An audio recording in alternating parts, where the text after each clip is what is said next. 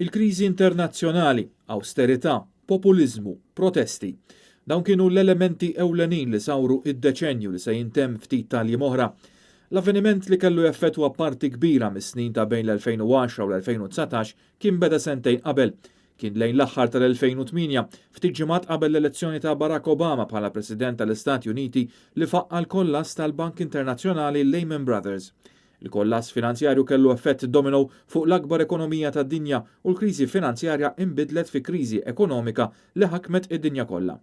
Din kienet l-ar kriżi mill-kollass ta' Wall Street tal-1929.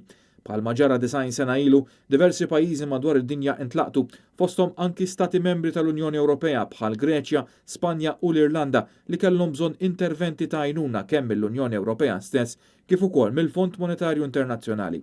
Iżda din l-għajnuna kellha prezz għoli, miżuri ta' awsterità li waslu għal tbatija kbira fost l-aktar vulnerabbli. Awsterità, kelma li sfortunatament kienet kelma komuni fl-ewwel nofs ta' dan id-deċenju, friżar fil-pagi, naqqis fil-pensjonijiet, benefiċċji u nefqa pubblika, żiedet fl-età tal-irtirar. Iżda fl-istess waqt kienu bailouts fondi pubbliċi li salvaw istituzzjonijiet privati. Din l-awsterità waslet għal reazzjoni fuq livell politiku, il-populiżmu. UKIP fir-Renju Unit, AFD fil-Ġermanja, Front Nazzjonal fi Franza u la Lega fl-Italja kollha raw żieda qawwija fl-appoġġ tagħhom. Uħud minnhom bħal la Lega fl-Italja u Fidesz fl-Ungerija immexxi minn Viktor Orban kienu jew għadhom saħansitra fit-tmexxija tal-pajjiż. U fil-każ tal-UKIP, il-partit immexxi minn Nigel Farage kien strumentali fir-referendum dwar Brexit tal-2016 u bħala reazzjoni il-Partit Konservattiv Ingliż ħad direzzjoni aktar lejn il-lemin minn qatt qabel. Barra mill-Ewropa l-populiżmu rabba eru iktar fondi, it-tip ta' populiżmu li jdakkar preġudizzi antiki. Fl-2014 ikunu eletti Recep Erdogan u Narendra Modi fit-Turkija u fl-Indja.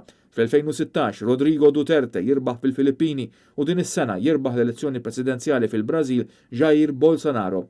L-2016 immarka wkoll l-elezzjoni ta' Donald Trump bħala President tal-Istati Uniti, bis-snin ta' wara jkunu karatterizzati b'firda politika partiġjana li l-pajjiż kien ilu ħafna snin ma jara bħala.